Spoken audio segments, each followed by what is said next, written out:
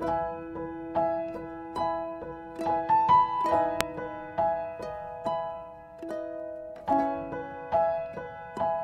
ang naging sa lumabas na balita na di umano'y nilantad na ni VP Sara sa publiko ang umano'y naging anak nila ni Senate President Chis Escudero. Ayon sa usap-usapan kaya naman daw pala todo protect ngayon si Escudero kay Sara dahil para din daw pala ito sa kapakanan ng kanilang anak. Sa ngayon nga ay tahimik pa din ang magkabilang kampo at hinihintay ng publiko ang official statement ni na Chis at VP Sara. Samantala narito naman ang video kung ano nga ba ang kahihinatnan o kung matutuloy pa ang impeachment trial ni VP Sara.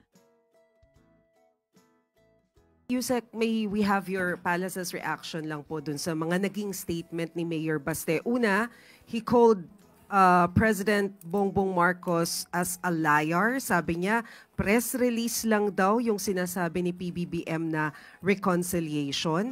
And pangalawa, sinabi rin po niya, he is weak. Nakita daw natin yan sa midterm na talagang mahina siya, mayabang pa. Magsabi ng 12-0, natalo naman daw yung mga kandidato niya. Yun po muna, ma'am. Marami pa ba? Sige, hintayin ko yung iba pa niya mga sinabi. Unang-una, pinapansin pa ba si Mayor Baste Duterte sa kanyang mga sinasabi? Can we expect any nice word from him for the President? Expected na ganyan ang kanyang magiging reaksyon. Unang-una, patungkol sa liar, sino ba talaga ang liar? Ito ba'y patungkol sa sinasabing reconciliation? Sana po, napakinggan niya mabuti kung ano ang bawat salitang nanggaling sa Pangulo. Tinanong po siya ni Mr. Anthony Taberna kung open ba siya for reconciliation. If I'm not mistaken, that's the word. Open. Right? Not offer. So malaki po ang pagkakaiba ng open for reconciliation at nag-o-offer ng reconciliation. Bilang ama ng bansa, tatanungin siya kung siya ba ay open for reconciliation sa mga Duterte at sa ibang mga taong maaaring nag-o-oppose sa mga polisiya niya. Ano po ba ang dapat tugunan, ang maging tugon ng isang ama ng bansa? Dapat lang, opo, open siya for reconciliation.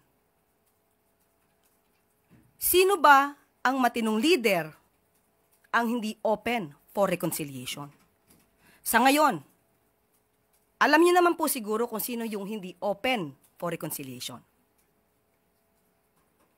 At sinabi rin po ng Pangulo na hindi lamang po mga Duterte, bakit lagi po kasi sa kanila lamang nakatuon.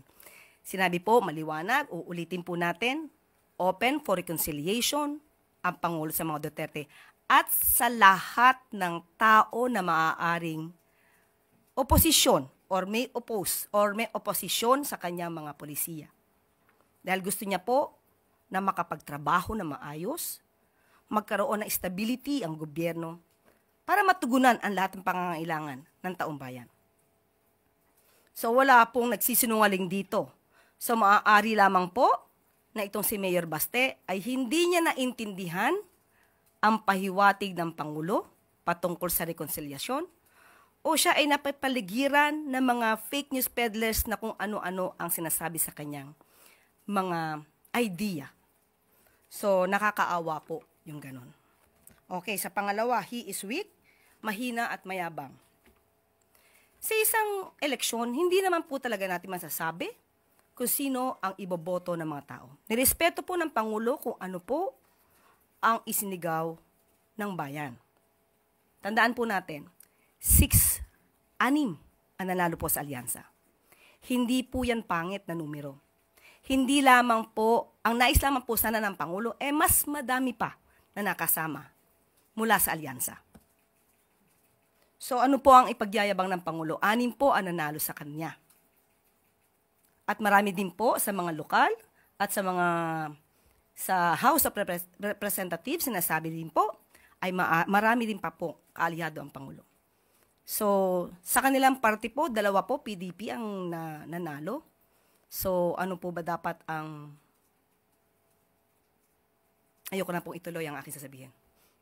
So yun lang po. Ano pa pong sinabi ni Tungkol naman sa cabinet revamp, sinabi rin po ni Mayor Baste na that was only a smoke screen, especially yung pagtatanggal kay Solicitor General Guevara, kasi they don't want to admit na hindi talaga nila masagot yung mga tanong sa kanila. So hindi daw niya alam kung ano yung gagawin ng bagong Solicitor General.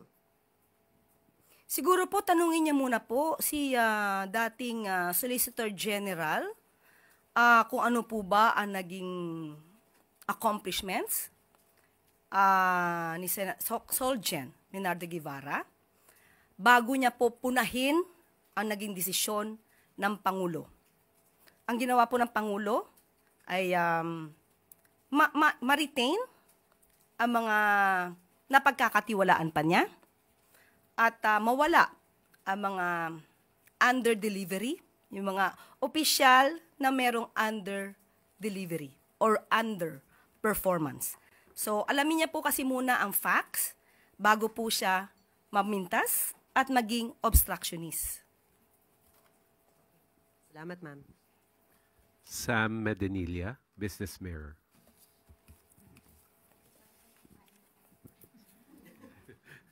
Good afternoon, ma'am. Ma'am, yung regarding lang po dun sa 1+ ni President Marcos, nung free rides during Sundays. Itatanong ko lang po kung magkano yung budget for that and kung saan po, bakit po hanggang 2028 lang yung project? Bakit hindi po siya even after the Marcos administration? Okay, unang-una sinabi din ng Pangulo, gusto ko lang itong ulitin, na sa ngayon po, ang nais ng Pangulo ay magtrabaho. Magtrabaho lang at iwasan ang pamumulitika. So, kaugnay na rin po ito sa kaninang tanong ni Ms. Maricel. Well, bakit? Bakit po nagkaroon ng ganitong klase na promo para sa family, para sa pamilya tuwing Sunday? Wala naman pong budget required for the MRT3 at LRT2. Yan din po ay ayon kay DOTR Secretary Vince Dizon. Dahil government run po ito, at karaniwan naman po pag Sunday ay hindi naman po napupuno ang LRT at MRT natin. So wala pong budget na required for this. At bakit hanggang June 2028, last Sunday ng June 2028? Dahil nais po ng Pangulo na bigyan din po ng karapatan ang susunod na administrasyon kung ano po ang nanaisin nilang programa patungkol po dito. Yan po ay respeto lang po ng Pangulo sa susunod na liderato. Thank you. Thank you po. Pia Gutierrez, ABS-CBN.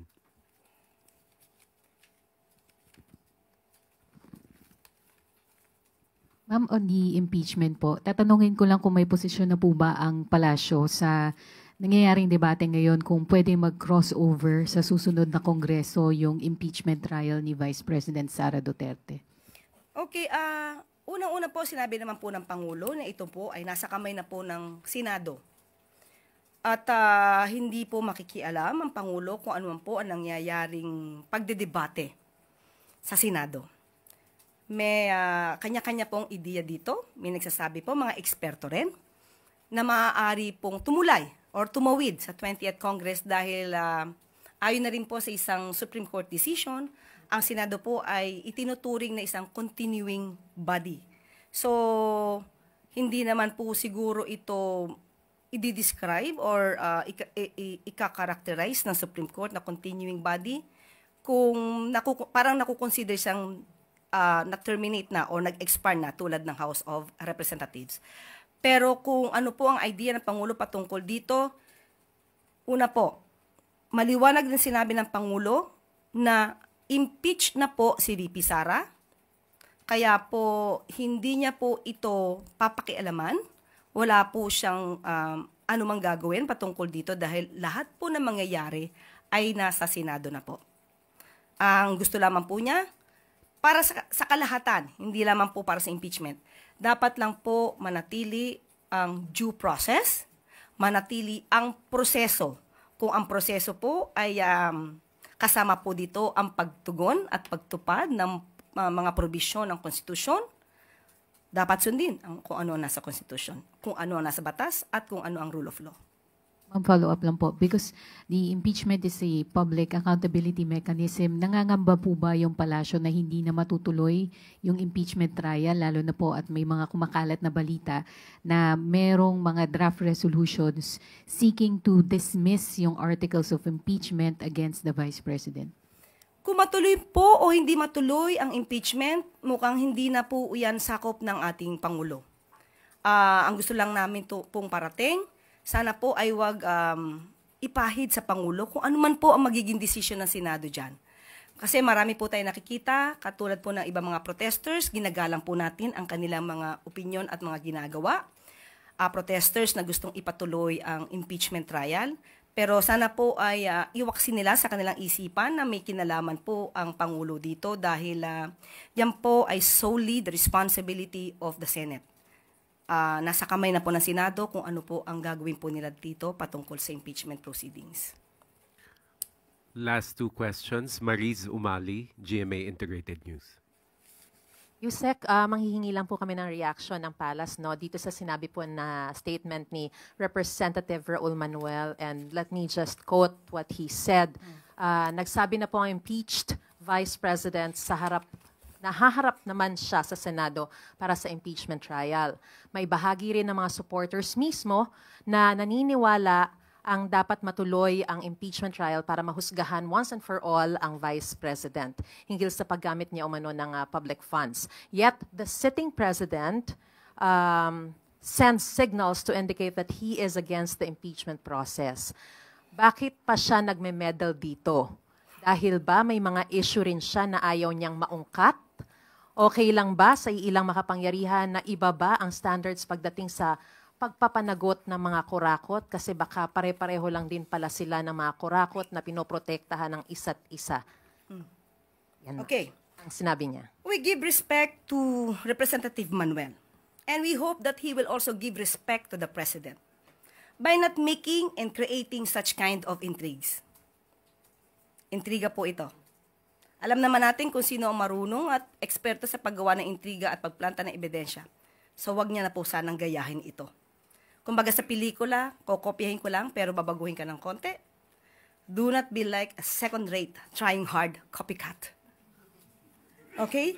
So unang-una po, mali na po ang sinabi po ni Representative Manuel nung sinabi niyang ayaw niya ng impeachment process. Sabi daw po niya na parang why is he sending signals that he is against the impeachment process. Okay. So, bakit pa siya nagme-meddle? Meron ba siyang isyong ayaw na Diba? Unang-una, wala po siyang sinabi na ayaw po niya ng impeachment process. Maliwanag po nung tinanong ito sa Kuala Lumpur, ayaw niya po ng impeachment. But the problem is, VP Sara is already impeached. So, magiging issue na lang dito, acquittal ba o conviction sa Senado. So, dapat i-correct po natin yan. Sinabi rin po ng Pangulo na let the process take its course. Proseso. So, ano pong signal ang sinasabi ni Representative Manuel na ayaw ng Pangulo sa impeachment process? Magkaiba po iyon. Maliwanag, uulitin po natin ulit. Maliwanag, ang gusto ng Pangulo, proseso, ayon sa batas, ayon sa konstitusyon. At gugustuhin po ba niya na ni Representative Manuel na lumabas na ang Pangulo ay nagdidikta sa Senado, at maipakitang isang rubber stamp lamang ang Senado. Hindi natin gugustuhin yon. At lagi naman pong sinasabi ng Senado na independent body sila. At meron tayong separation of powers. So, sa ganitong klase ng issue ng impeachment process, wag na po nating ikabit sa Pangulo dahil ito, muli, sasabihin natin, ay katungkulan ng Senado. Pero ma'am, in terms of the question kung meron ba siyang itinatagong issue na ayaw maungkat, would you care to? Kaya nga po sinabi natin, magbigay siya ng respeto sa Pangulo by not making and creating such kind of intrigues. Intriga po. Iwasan po yan, considering na siya isang mambabatas. Last question, Tuesday New. DZBB. Good morning, ma. Good afternoon na pala, ma'am. Gutom na ang bansa. Pero meron tayong pagkain.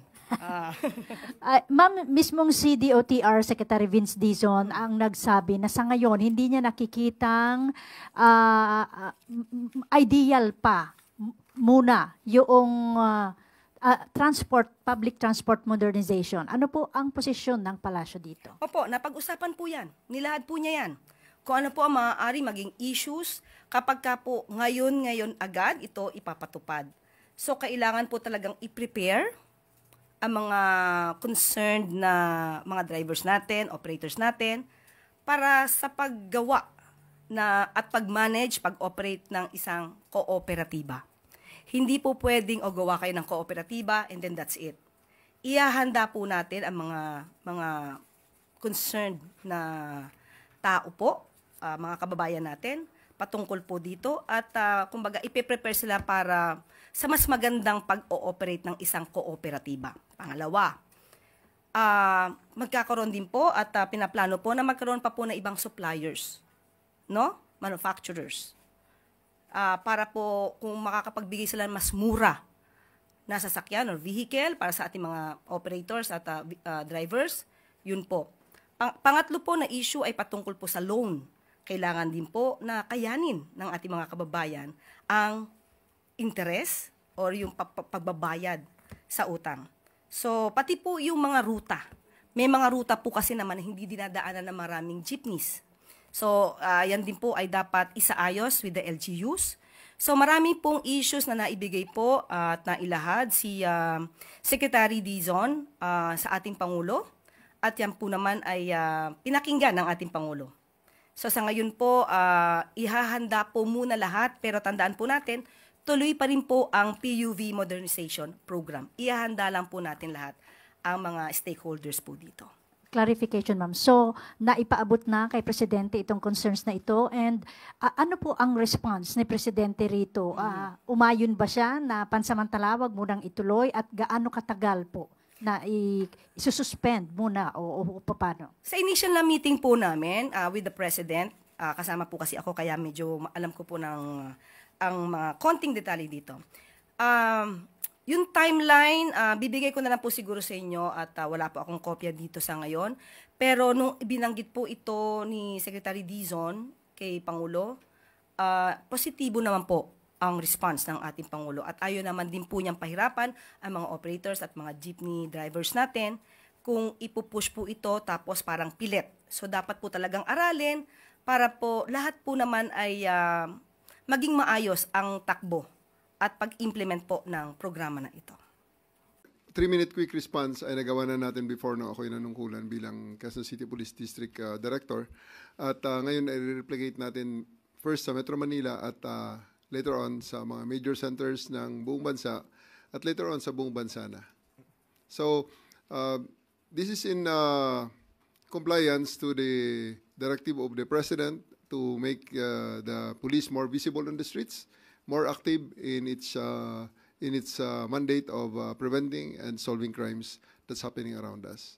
So ngayon, unahan ko na kaagad, sir, unang sistema kaagad nito ay baka may makita kayo ng mga police boxes, police PCP, presinto na nasasarado na. Isasarado natin kasi kung wala rin lang investigasyon na nangyayari dyan sa mga presintong yan, ibig sabihin ang pulis yan ay dyan lang naghihintay ng ating mga kababayan na tatawag at hihingi ng responde at sila ay magre-responde at dadalhin nila sa kanilang mga headquarters yung mga kasong yan. Hindi doon sa police boxes na yun kasi walang equipment doon at walang materials doon at walang facility doon para sa investigasyon. So rather na sila ay magtatambay dyan, isasarado natin.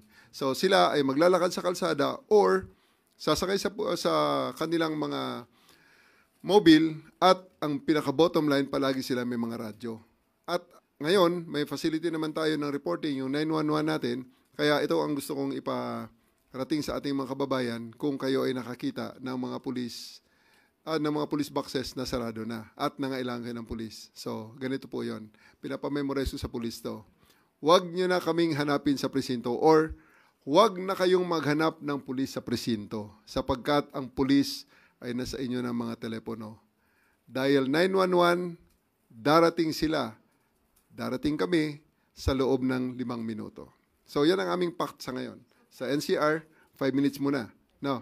So, huwag nyo na kaming hanapin sa mga presinto sapagkat kami ay nasa inyo ng mga telepono. Dial 911, kami ay darating sa loob ng 5 minuto. Anywhere in Metro Manila, yan ang gagawin natin in the next 1 month. Bigyan nyo kami 1 buwan para magawa yan. Pero kung ngayon lang sa Quezon City, dati, nagawa na natin yan dyan with the support of the local government led by Mayor Joy Belmonte. So, sa ngayon, sa utos ng ating presidente, ni President BBM, gagawin natin lahat ng ito sa Metro Manila first and then sa buong bansa. Ang galing. Go ahead, Maris. Sir, magandang umaga po. So, yung sinasabi niyo po na bigyan kayo ng 1 buwan, pagkatapos ng 1 buwan, magiging 3 minutes na? Kasi ang title is 3-minute quick response team. 5 minutes muna because we are starting it in Metro Manila sa ngayon. Yes, I understand. After 1 month. After mga 3 months, magiging 3 minutes na yan. 3 minutes, after 3 months. Mga 3 months, 3 minutes na yan. Sir, sa iba pong issue, yung kaugnay po dun sa direktiba ninyo na paramihan ng mahuhuling mga drug suspect, una, hindi po ba ito naglalagay ng pressure sa mga pulis na manghuli para lang may maipakitang numero? Ano po ba ang magiging basehan nito? Paano kung walang sapat na ebidensya? May quota po ba sila o benchmark na kailangan sundin? O paano nyo susukatin yung tagumpay ng isang police force or team kung halimbawa paramihan ng mahuhuling drug suspect? Maraming salamat, Maris, sa tanong na yan at this will be a very, very good time to clarify that one. Okay, hindi lang yan para sa drugs, okay? Para yan sa lahat ng criminality. Because ako'y naniniwala, iisa naman ang paraan para mapatahimik natin ang ating mga pamayanan. Isa lang ang paraan para mawala ang criminality dyan, para maging ligtas at maging safe ang ating mga pamayanan. Iisa ang paraan, alisin ang kriminal sa ating community. Priority, alisin ang kriminal sa kalsada. So kung may mga snatcher, tambay, mga nanggugulo dyan, alisin natin ang mga kriminal na yan. At para maalis ang mga kriminal na yan, iisang paraan. Hulihin natin. Hulihin natin. Huwag natin pabayaan. Hulihin natin, dalhin natin sa husgado. Ang simula niyan, pagka-aresto mo niyan, dadalhin mo sa piskalya, kumbinsin mo ang piskal na mayroong probable cause para mag-form ng gumawa ng information ang piskal at i-transmit sa korte para sila ay mag-start na ang trial. At the end of the day, pag na-try na sila, pwede silang mapinahan. Yun ang proseso. Okay, ngayon, paramihan. Tama yun. Dapat para magkaroon ng kompetisyon ng ating mga pulis. Sa ating mga pamayanan, titigil lang tayo sa panghuhuli pag wala na tayong makitang kriminal. At kung wala ng kriminal, tapos na rin ang trabaho ng pulis yan. Okay? So, paramihan talaga yan. Ito ang ating gusto i-emphasize dyan. Huli, hindi patay. Okay? So kahit nagaano karami dyan, kahit umabuso ang pulis dyan, pag sa tingin nila walang basihan ng huli ang pulis, tandaan natin, human rights, basic human rights, ang right for counsel. Andyan ang ating PAW, si Attorney Persida Acosta. Libre ang mga abogado dyan sa lahat ng mga city centers, municipal centers, merong PAW. Kuha sila ng PAW, asuntuhin natin ang pulis kung sa tingin nila ay nagmamalabis ang mga pulis. Pwede silang pumunta sa ating IAS. Kahapon, sinabihan ko ang ating Inspector General ng IG, ang IG natin, ng Internal Affairs Service. Pwedeng magreklamo ang mga kababayan natin sa Ombudsman, sa pleb, sa mga mayor, or sa mga media na gaya nyo. Pwedeng dalhin ang kanilang mga reklamo, imbestigahan natin ang pulis, tingnan natin kung tama o hindi ang aresto. Hindi ito yung dating nangyayari na patay ang tao, ang nagrereklamo yung pamilya. Hindi ganon. Ang hinuli mismo, buhay yan. Pwedeng kumuha ng karapatan at pwedeng kumuha ng abogado dahil yan ay kanyang karapatan. Dahil pag inaresto ka, babasahan ka ng Miranda rights. You have the right to remain silent. You have the right for an attorney. And if you cannot afford an attorney may be accorded to you. Sir, follow up. Sinabi niyo po na hindi lamang para sa drug war or to intensify the anti-drug campaign, but it is for the entire criminality. Pero yung laging nagiging issue kasi, yung pagtatanim halimbawa ng ebidensya, not necessarily for drugs, pwedeng yung baril or whatever. Paano natin maiiwasan yung ganito kung halimbawa magkokompetisyon yung mga pulis at yun nga, baka ma-pressure sila. How do you maintain the integrity of the process para hindi we understand that there's IAS, merong mga legal processes na pwede silang puntahan, pero para hindi na sana humantong na magrereklamo pa sila, the integrity of the process itself should be maintained. How will you maintain this? Alam mo, Maris, we have to trust the process, no? Alam ko, mahirap na sabihin niya na we have to trust the process. Pero the choice is here. Pumunta ang ating kababayan, ang mga kababayan natin pupunta sa pulisyan, pupunta sa presinto. Bakit? Humihingi ng redress. Sir, tulungan nyo kami kasi may mga adik doon sa aming, may mga adik na tambay doon sa aming daanan. Anong gusto niyo sagot ng pulis? Punta ka sa barangay, bahala na sila doon. Or manghuli tayo. That's a choice. No. So, ang sinasabi ko rito is that magtatrabaho ang pulis dahil ako'y naniniwala talaga ang primary na trabaho ng pulis ay bigyan ng kalutasan ang mga hinaing na idinudulog sa kanila. At marami dyan sa hinaing na idinudulog sa pulis ay redress sa paglabag ng kanilang karapatang pantao. Sila ay sinuntok, sila ay sinaksak, sila ay hinold up, sila ay ninakawan, or sila ay ginugulo sa kanilang mga community ng mga walang magawang tambay, naglalasing, daanan nila, maliit na eskinita, nakakatakot. So, yan, pag sa ganyang sistema na ang utos ng mga pulis, arestuhin nyo ang mga kriminal na yan, natural lang na maging resulta nun, dadami ang mga mag-aresto. Ngayon, kung sa tingin naman natin, gagawin ng mga pulis na dahil may kota, walang kota ho, walang kota. Ang sa atin dyan, ang measure dyan is yung reduction and elimination of the threat in our community. Yung pag-alis ng kriminal. Walang sinasabi niya na alisin natin ang hindi kriminal, gawin natin silang kriminal. Hindi ganon. Hindi po pwede yung sasabihin na palabanin natin ang mga yan. Hindi ganon. That's crazy, no? Ang sa atin dito, gawin nating payapa ang ating komunidad. At ito ay sa pamamaraan ng pag-alis ng mga kriminal. Yung hindi kriminal, ba't mo alisin? Ng ebidensya, paano nyo lang masisiguro na hindi mangyayari ito? Hindi ko may-assure sa'yo na hindi nila gagawin. Pero pag ginawa nila, i-dismiss ko sila sa serbisyo. Ikukulong ko sila for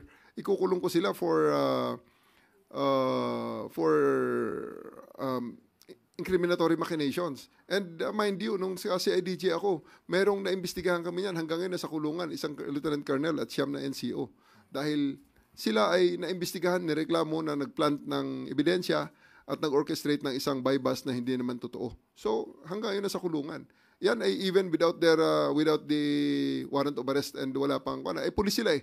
So, essentially, I placed them in the custodial center. Ang kanilang trabaho ay maglinis nung selda nila araw-araw. So, they really cannot, unless they will resign, they cannot violate that order. Okay, so because ang custodial center ay part ng PNP camp at sila ay nirestrict ko doon. Okay, susunod na magtatanong, Ms. Kath Valente, Manila Times.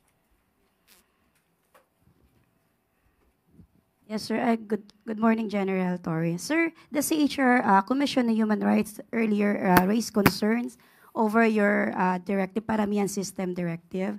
They're saying that historically daw, such a framework has incentivized shortcuts and arbitrary practices that undermine human rights. How do you ensure po that na hindi magkakaroon ng abuse and hindi mauulit yung mga nangyari ng past administration during the drug war operations? Thank you. Ito po ulitin ko, buhay ang tao na huhulihin. Walang patay at we will not condone wanton killings or wanton murders. Ngayon, andyan ang CHR. Then we will liaise with them, we will talk to them, at gawin natin silang partners na pag merong abuso ang pulis, we will very, very, very much welcome the investigation to be launched by the CHR. Open sila, so isa silang ahensya na pwedeng dumulog ang mga hinuli ng pulis o ang mga kamag-anak nila ng mga sinasabi nilang feeling nila ay inaresto sila ng pulis na walang basihan. So CHR will be asking the CHR and we will partner and will fully cooperate with the CHR kung ano man ang mga dokumentong kanilang kailangan para sa pag-imbestiga ng mga reklamo makakarating sa kanila regarding sa illegal arrest. Tuesday New, DCWB.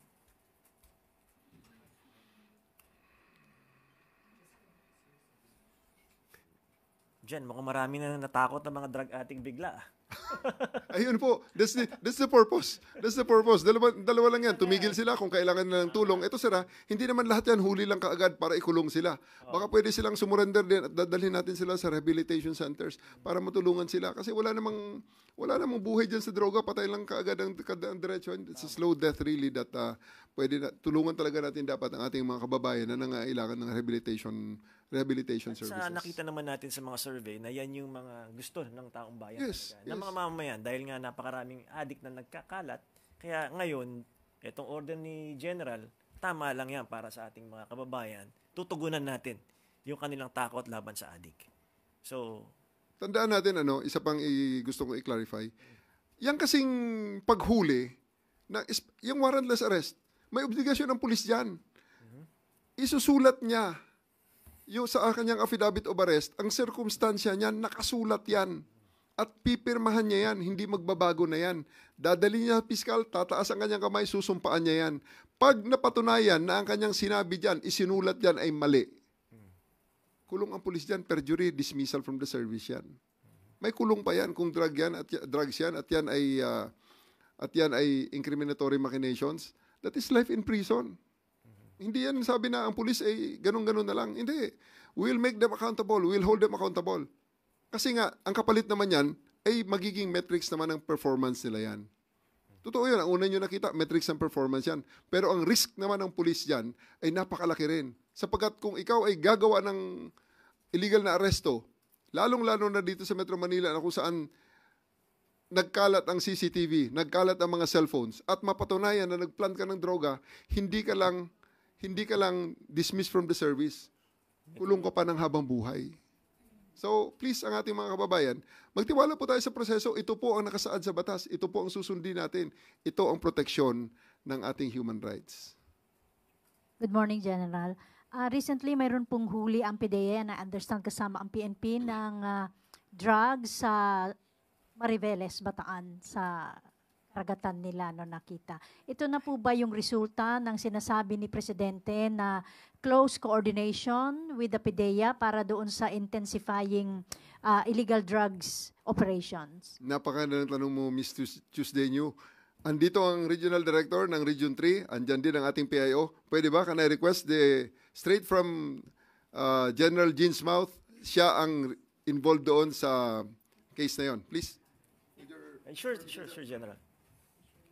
To answer po yung question po ni Ma'am Tuesday. Yes po ma'am, ito po yung aming pagtugon doon sa utos po ng ating Pangulo na mas lalo pong palakasin ang koordinasyon po ng Philippine National Police sa PDEA po, at yun po ang nagresulta. Kung matatandaan nyo po nung nakakaang buwan ay magkakasunod po na malalaking volume po ng illegal drugs ang nakuha po natin sa Angeles City, at ito nga pong pagkakadiscovery po ng mga lumulutang po ng mga illegal drugs dyan po sa galing po actually po yan sa Zambales ma'am. Ang nakakuha po niyan ay yung mga mangingisda po galing sa Bataan at dinala po nila yan sa Bataan at isinorender po sa PDEA at PNP. At sa ngayon po ma'am ay nagsasagawa po ng joint patrol po ang PNP Maritime Group, ang Philippine Coast Guard at Philippine Navy, dahil tinitignan po natin baka may mga kasama pa po yan na maaring palutang-lutang pa rin po. At gusto ko rin po Sir Jay na kuhanin ng pagkakataon pong ito para manawagan din po doon sa mga mamamayan po nating naninirahan sa mga coastal areas, pati na rin po doon sa mga posibleng nakakita po ng mga ibang parte po nitong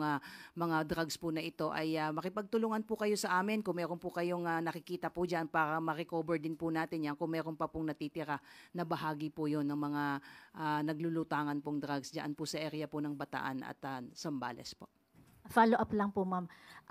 I understand ito ay nakuha dahil sa tulong ng mga fishermen. Mayroon po bang parang sort of incentive naman sa kanila para mahikayat sila na makipagtulungan po sa PNP and PDEA para mas gumanda yung operations laban sa illegal na droga?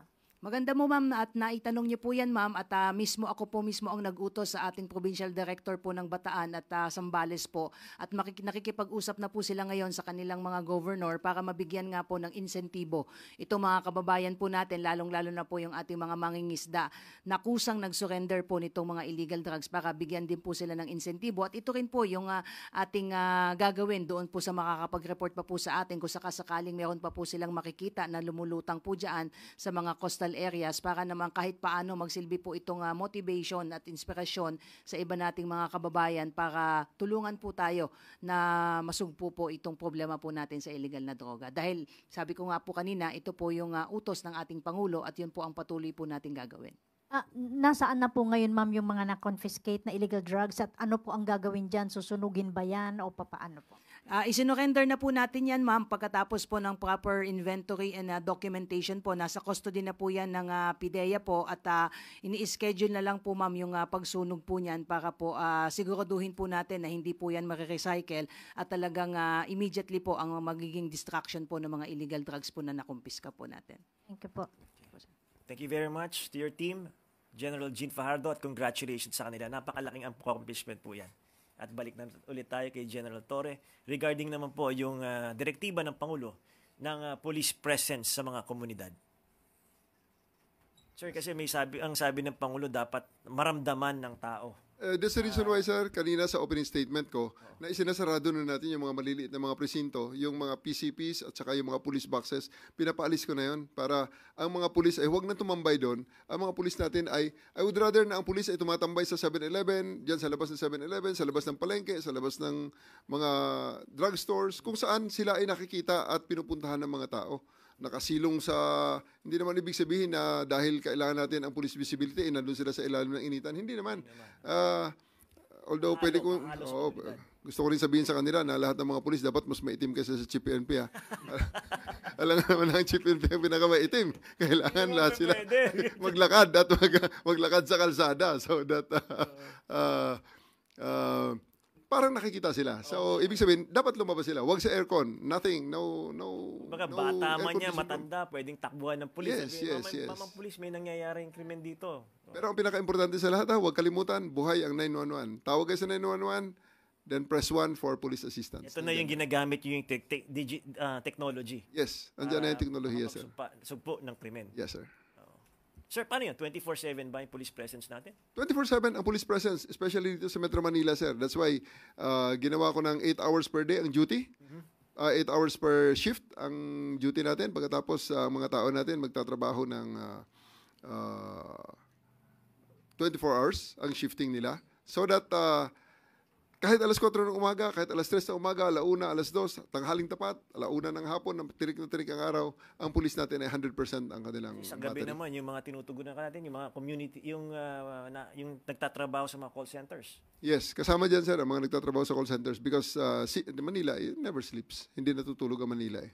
Okay. Next to ask, Ms. Maricel Halili of Channel 5. General, magandang umaga po. Balik lang po ako doon sa usapin ng drugs. Because I understand yung paramihan, parang it's easier kapag yung mga small groups na involved sa sa crimes and drugs. Pero how about the high-profile syndicates ng illegal drugs? What's your plan? And meron ba tayong minomonitor na mga high-profile individuals din na possible involved like the previous admin? Tuloy-tuloy yan. Hindi naman nagbabago. May high-value targets at saka may mga street-level targets tayo na ginagalaw. At sa ngayon, kung makita nyo, ang confiscation natin ng droga actually, napakalaki. Despite sa hindi gaanong nabibigyan ng media mileage yung mga nahuhuli nating mga tao at mga operations natin nakandak. Pero 44 billion na ang ating nahuhuli worth ng droga since January this year. So it's really 44 billion? 44 billion, sir, ang worth ng droga na ating seizure. That's bigger than the whole drug war.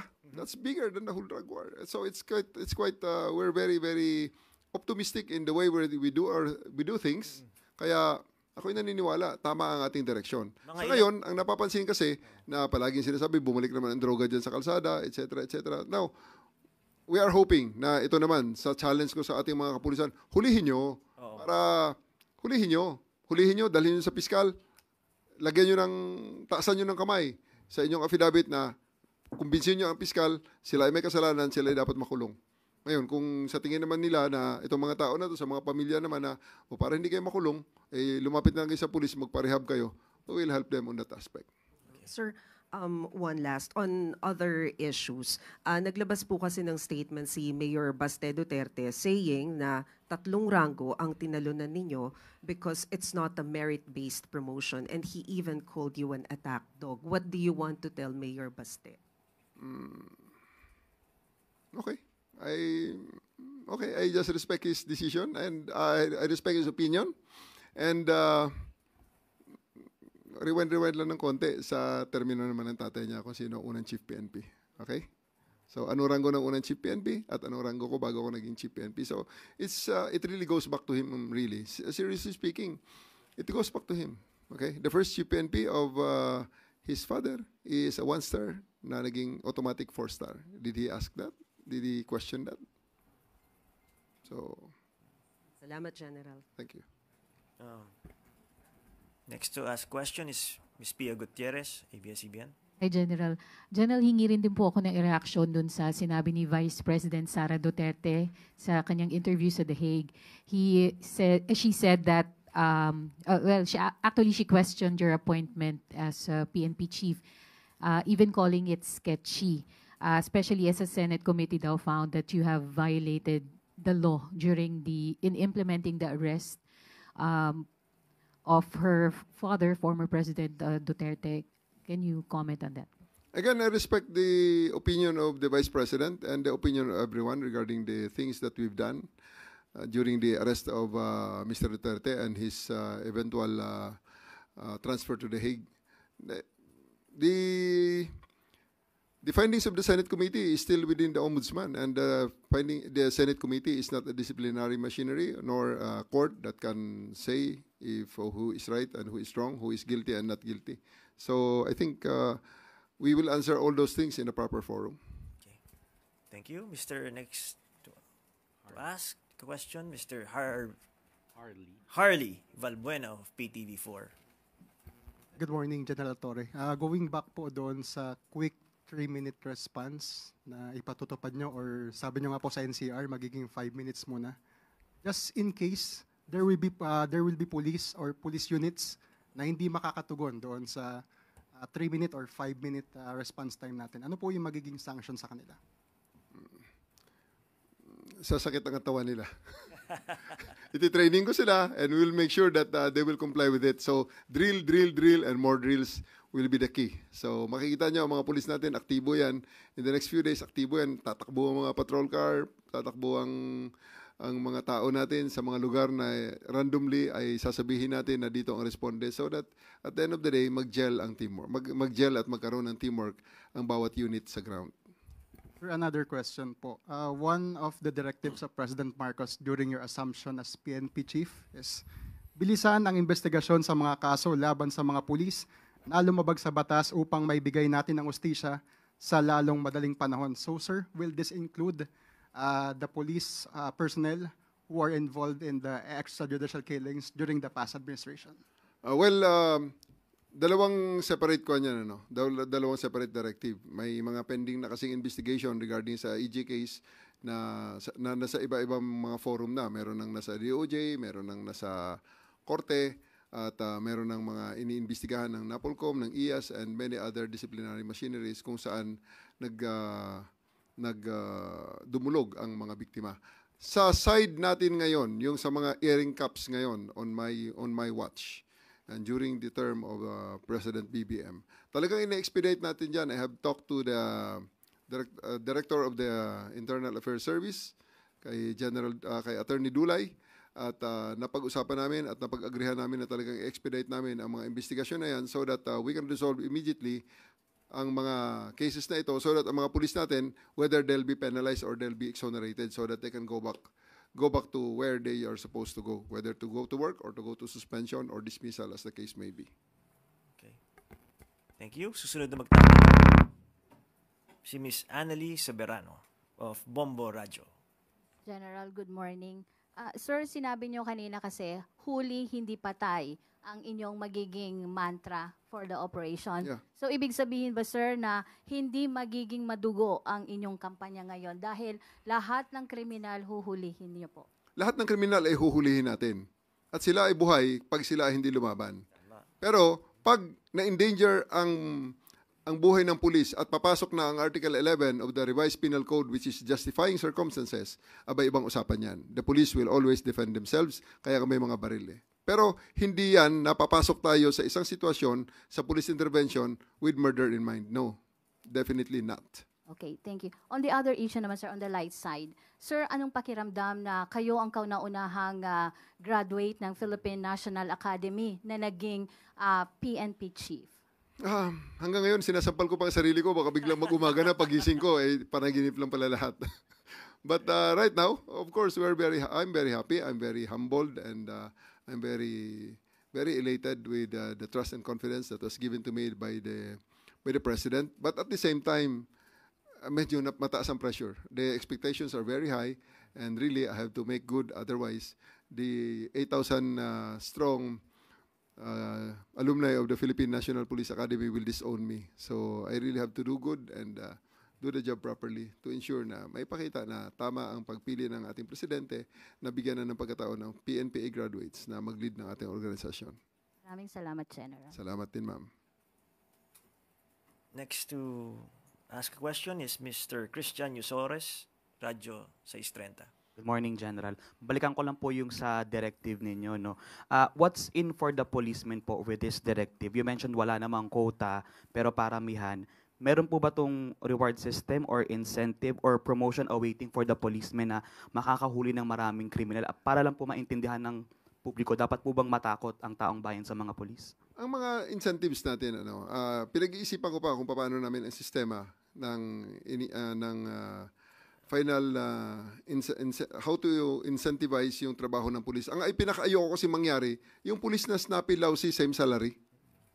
Kasi manghuli ang pulis o hindi manghuli ang pulis, pareho lang ang sweldo eh.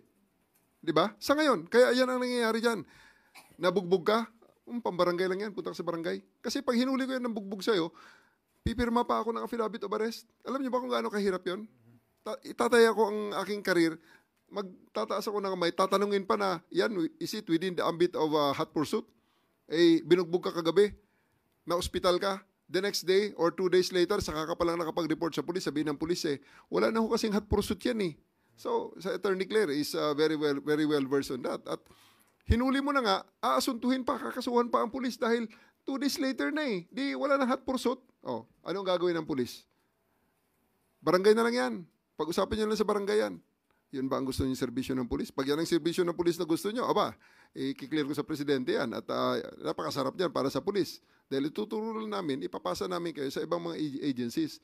Pero hindi yan ang gusto natin. Sapagkat alam natin na ang pulis ay narito para magserbisyo, binabayaran kami para bigyan ng katugunan ang inyong mga hinaing. So, yung sinasabi kanina, tinatanong na anong incentive para dyan? We are looking at something like merit points. Merit points. Kasi ganyan naman eh. Sa ngayon naman, ang promotion, merit points. Time in grade, ganitong dami ng taon ganito karaming taon ka sa isang ranggo, ganito ang points mo. So, tapos schooling, itong points mo. Sa eligibility, nagkumuha ka ng exam, pumasa ka, itong points mo. And education mo, ito ang points mo. Yung training mo, itong points mo. So, gusto ko idagdag yan na metrics din, na ganito karami ang hinuli mo, itong points mo. Ganito karami search warrant ang in-implement mo, itong points mo. Ganito karaming warrants of arrest ang in-implement mo, itong points mo. Kaya may eliminate din natin. Alam ko, maraming mga kababayan natin dyan. Sir, grabe naman itong mga pulis. Meron kaming warrant of arrest na nang-istapa sa amin. Hanggang ngayon ay hindi pa rin ini-implement. Narinig nyo ba yan? I'm very sure narinig nyo yan. So, mababawas-bawasan. Kasi nga, mag-implement ka ng warrant of arrest. Nandito ka sa Manila. Ang wanted, alam mo na dun sa Samar halimbawa. Magta-travel ka sa Samar para i-implement yan. Or, i-transmit mo sa Samar, ang mga taga-Samar naman, pag hinuli nila, problema na naman kung magkano ang pamasahe papunta mula Samar, papuntang Maynila, ibabalik mo sa Court of Origin. So, mga ganong challenges. So, yung pagtatrabaho kasi ng pulis, it's really a challenge na itinataya ng pulis ang kanyang sarili, ang kanyang reputasyon, ang kanyang sweldo para sa trabahong yan. And we want to incentivize that. Gusto natin na magkaroon meron namang, it's just but fair, I think, na we reward them properly, we recognize them properly for the job that they're doing. Hindi lang yung snappy lousy, same salary. Okay, last two questions. Ms. Tuesday New again of DGWB. Hi, sir. Following your statement, sir, para doon sa expectations nyo na dapat ipakita ng mga pulis, dapat ba silang matakot, sir, sa mga directives nyo? And will you be conducting surprise inspections din any time of the day para makita nyo kung sino yung mga nagtatrabaho at hindi? Dapat bang matakot ang ating mga kababayan sa ating kapulisan? I would like to believe na kung kriminal ka, matakot ka talaga, huhuling ka talaga ng pulis. Pero kung ikaw naman ay law-abiding citizen, ikaw nang ang naging biktima. Ikaw pa matakot sa pulis, o saan ka pupunta? So I do believe na medyo ang very straightforward na answer dyan, pag tama ang iyong ginagawa, ang gusto ng pulis, ligtas ka. So, kaligtasan sa kapahamakan, kaligtasan sa krimen, kaligtasan sa kung ano man na sa mga masasamang elemento na gustong biktima sa inyo. Kaya tinutuloy namin yung mantra ni General Marbil na sa bagong Pilipinas, ang gusto ng pulis, ligtas ka. Yung sa part ng mga pulis, sir, dapat ba silang matakot kay General Torre dahil mahigpit? I would like to believe na hindi ganyan ang opinion ng mga tao ko. Dahil when I was in Quezon City, umalis ako at napunta ng Comel, lahat gusto sumama sa akin. Hindi po pwede. Hindi ubra. And then, when I was in Comel, I went to Davao. Ang daming gusto sumama sa Davao. So, hindi naman sila natatakot sa akin. I would like to believe that. And then, when I went from Davao, I went to sa ADG. Ilan lang ang pwede kong i-accommodate ng mga taga Davao na gustong pumunta. Ang aking DDA, taga Davao yan. Ang aking DDO, taga Davao yan. Ang aking Chief of Staff yan, taga Cagayan. Ang mga field commanders ko, they come from all over the country. At maraming, hindi lang opisyal, kundi mga NCOs, mga gustong sumama sa akin. So, I would like to believe na wala pa naman ako reputasyon na dapat nilang katakutan. They just do their job. I'm one of them. Ako ay isang pulis din. Naintindihan ko talaga kung ano ang nararamdaman ng mga tao sa kalsada, sa ating mga pulis sa kalsada. Kung kaya't I'm making it very, very sure that I give them the environment that they can perform and give the best service to the Filipino people na in the first place yun ang aming pangako. Yung surprise inspections, sir. Surprise inspections, I will do it to some extent, but most of the time, I will leave it to my mid-level commanders and supervisors. Trabaho ng mid-level commanders and supervisors, kaya nga ang aming sistema ngayon na yung sa mga Facebook, sa mga social media, may nakakita tayong mga nag-aaway na dalawang tao sa harap ng pulis, walang aresto na ginawa ang pulis, may nag-rumble, may nag-riot, tumalikod pa ang pulis. Sa mga ganyang situation, ang pulis na nandun mismo ay ating ibabalik sa training. Iti-train ko sila. Kaya ang training service magkakaroon ng programa na pwedeng pumunta para magkaroon ng subject matter expert ang ating mga pulis para makakuha sila ng panibagong kaalaman, police intervention most especially. Pero, ang chief of police ng police na yan na pupunta sa training, yun ang aking aasuntuhin for failure to supervise their people, for failure to train their people properly, and for failure to actually be with their people, sila ang pa-explainin ko, administrative case yun. Failure to supervision, command responsibility. So, kasama doon, para magawa nila ang trabaho yun, maiwasan nila ang trabaho yun, mag-inspection sila, kaya hindi sila utusan. Siguraduhin nila na ang mga tao nila ay nagtatrabaho in accordance to the professional standards. Thank you, sir.